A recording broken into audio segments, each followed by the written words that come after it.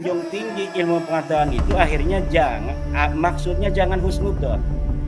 Ini PBNU sudah bergeser dari mauqif awali yaitu husnudzon kepada mauqif ilmi. Junjung tinggi ilmu pengetahuan yang telah dilakukan sebuah penelitian bahwa Balawi bukan cucu Nabi. Teman-teman, tadi malam Kiai Imad itu diskusi kembali ya di Pada Suka TV, kemudian masih membahas soal surat edaran resmi dari PBNU. Nah, di sini kemudian Kiai Imad itu memahaminya berbeda dengan yang lain, teman-teman. Dan bahkan beliau mengatakan bahwa banyak orang yang salah baca soal surat instruksi resmi dari PBNU itu. Wow, ini menarik, teman-teman. Kita simak. PBNU yang bunyinya saya tertarik dengan poin yang keempat kalau tidak salah. Jadi setiap fungsionaris, pengurus dan kader Nahdlatul Ulama berkewajiban mencegah perpecahan atau taparuh dan mendamaikan pertentangan serta melepaskan diri dari keterlibatan dalam pertentangan mengenai nasab, baik dari keikutsertaan dalam silang pendapat yang meninggalkan adab maupun dari keikutsertaan dalam perkumpulan dan atau organisasi yang sengaja dibentuk untuk menjalankan permusuhan terkait masalah nasab, seperti Perjuangan Wali Songo Indonesia Laskar Sabilillah, namun organisasi yang berseberangan dengan PWILS. Instruksi ini secara eksplisit menyebut PWILS. Nah, bagaimana tanggapan Kiai Imad? Ini surat ini resmi loh, ditandatangani oleh pengurus ketua umum PBNU, kemudian Rois Am, gitu ya, kemudian yang lainnya. Tetapi sebagai catatan ini jangan keras-keras ini, karena ada Rois Am segala ini, gitu kan ya. Jangan sampai kita kesemprit ini. Baik. Kiai Imad dan monggo. Banyak yang salah baca tentang instruksi PBNU itu. Banyak yang salah baca dan salah dalam memahami setiap frasa dan narasi yang terkandung di dalam instruksi 3975 itu. Sebelumnya saya sapa Dr. Ribut Nur Huda, intelektual muda NU, Dr. Kiai Haji Ubedillah Tamam Munji dari Trah Joko Tingkir, juga Mas Yusuf Mas dari Trah Prabu Siliwangi. Ini kita harus sering-sering berkata tentang trah kita yang begitu mulia, karena ada orang-orang rendah yang hari ini merasa jadi mulia. Ada kambing-kambing yang merasa jadi macan, sementara banyak macan-macan yang merasa dirinya kucing.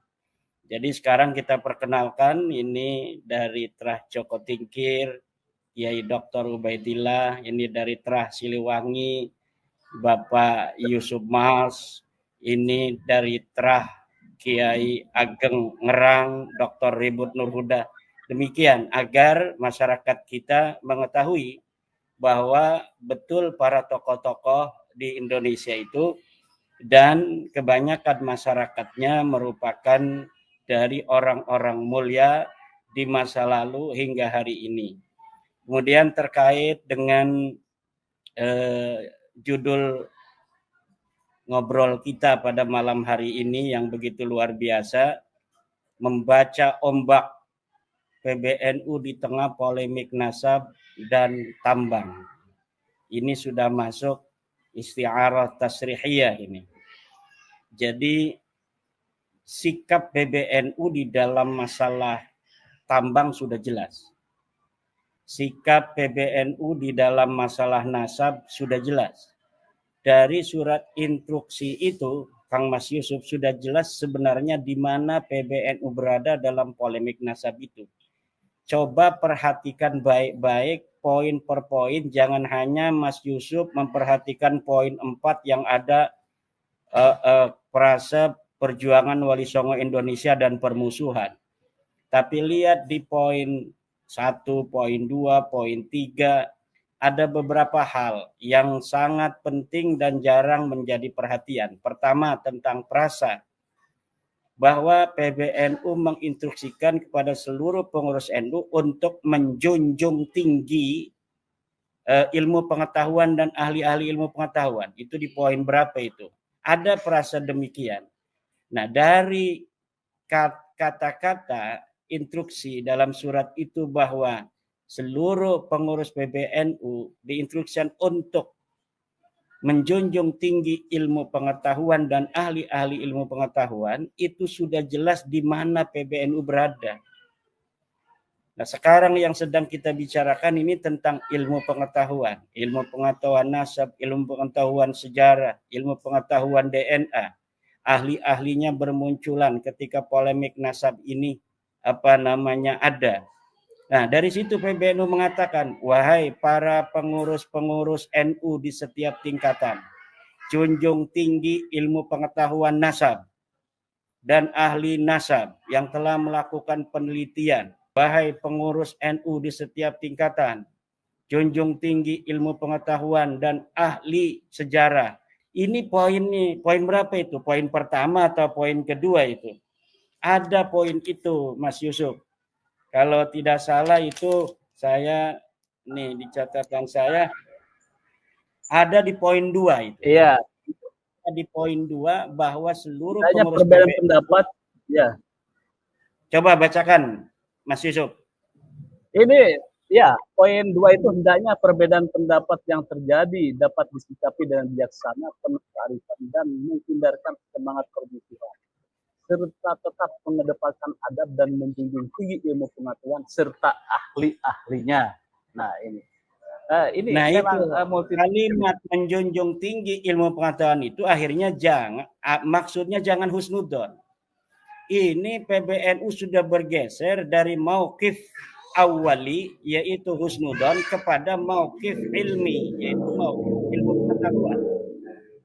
Bahwa junjung tinggi ilmu pengetahuan yang telah dilakukan sebuah penelitian bahwa Balawi bukan cucu Nabi, bahwa secara ilmu nasab dia tidak terbukti, bahwa secara ilmu sejarah dia tidak historis, bahwa secara DNA dia mustahil sebagai turun Nabi. Ini seluruh pengurus NU di setiap tingkatan harus menjunjung tinggi itu dan menjunjung tinggi para ahli-ahlinya. Kemudian yang kedua yang saya catat dari instruksi itu adalah bahwa seluruh fungsionaris atau pengurus NU di setiap tingkatan untuk menjaga harkat martabat manusia, harkat martabat warga di situ tercatatnya.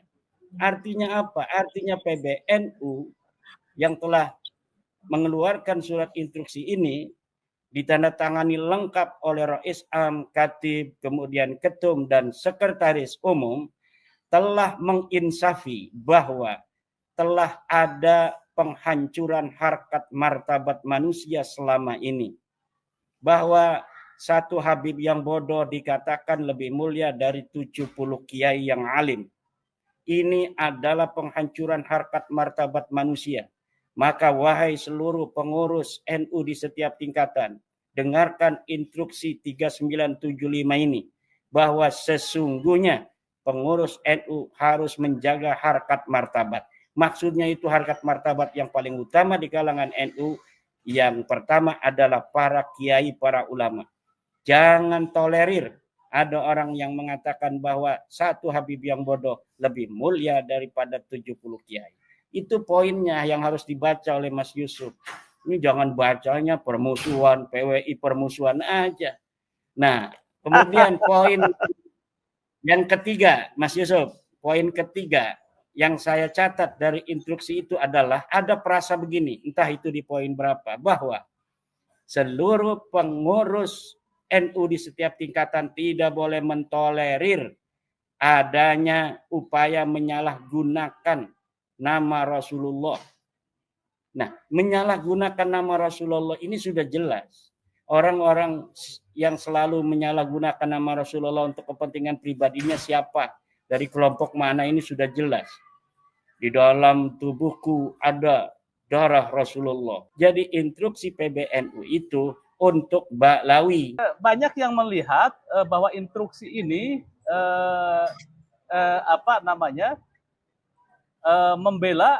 membela nasab Ba'lawi. Ternyata setelah saya cek kalimat per kalimat, tidak ada narasi di sini tentang mengakui bahwa Ba'lawi adalah keturunan Rasulullah gitu aja. Ini di sini nih.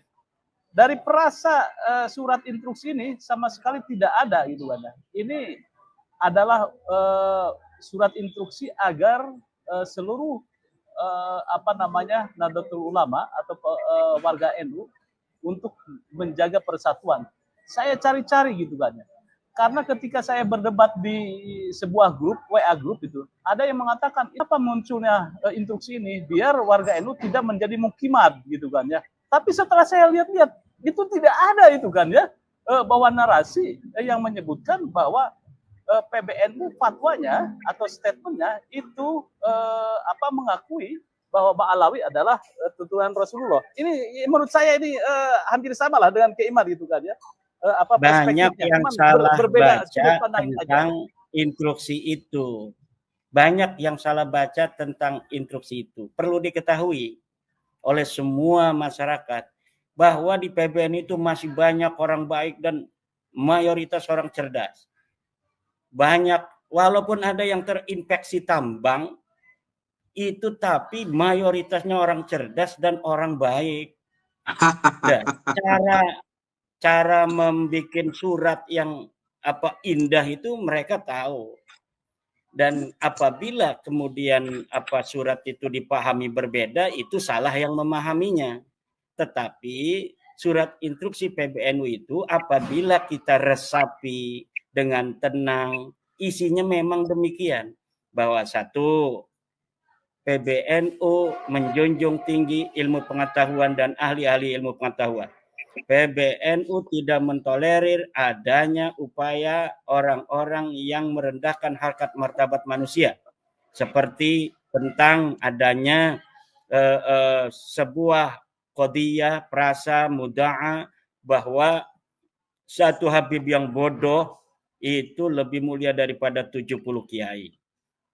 Kemudian yang selanjutnya adalah tentang tidak mentolerir upaya-upaya menyalahgunakan nama Rasulullah. Jadi makanya PBNU tidak merasa bahwa dia mendiskreditkan PWI.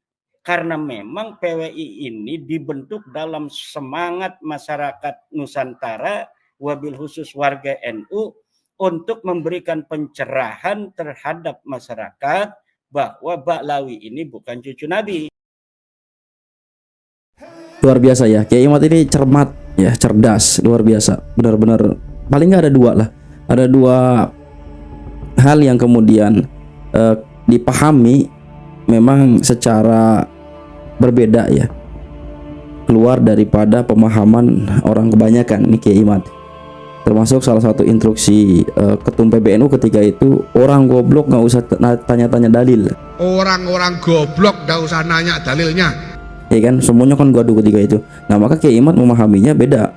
Beliau menganggap ya iya, kalau kita merasa pintar maka kita harus nanyain dalil.